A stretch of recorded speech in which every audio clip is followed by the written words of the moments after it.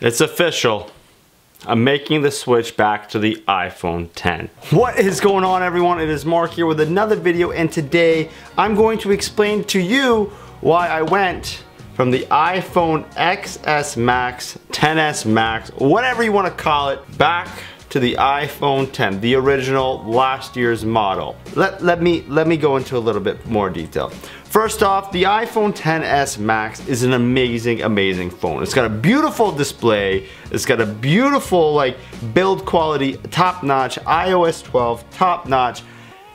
But here is my personal issue with it. If you see my latest video of me unboxing this and telling you what was going on and that I was putting my SIM card in this, you would also remember that I did mention I don't like the big screen. And that is one of the biggest problems that I have with this phone. It is such a big phone, so much screen, I can't use it as quickly as I use this. My thumb, my fingers are all way quicker on this than this. It is much better to look at, I'll give it that. The pictures, everything is so much bigger on this, but at the same time, my hand didn't grow in size. I'm so used to this and I'm so well accustomed to this that this size here, the 5.8, is the perfect size for me. So that was the biggest reason. Yes, the display was too big. Hashtag first world problems. Reason number two, this phone right here costed me approximately $1,700 with applicable taxes here in Canada.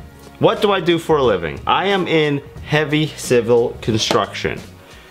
If I drop this, that is going to suck. The price of this for me is not something I am willing to spend on a phone that might very well drop any minute of the day into a puddle of mud or into some concrete rubble or into some concrete asphalt. I can't have that happen. Emotionally, I will not be able to handle that. Reason number three, the difference between this, the iPhone 10 and the iPhone XS Max, to me is not big enough to make the leap. I really like this phone, but it's just, the difference is just, the only difference is the size and the screen, which to me is not necessarily always a positive. So the jump from this to this for $1,700 is not worth it for the day-to-day stuff. This phone will still be in the background. I'm sure it'll make its way back onto the channel at some points, but I'm just in love with the size and the build and everything about the iPhone 10. And also the flashlight was just randomly turned on. So yes, it's quite shocking news. I agree that going from the iPhone 10 to the iPhone XS Max and then back to the iPhone 10, but for me to me the difference just is not big enough to make that leap, to make that day-to-day commitment, especially with the risk of my day-to-day activities.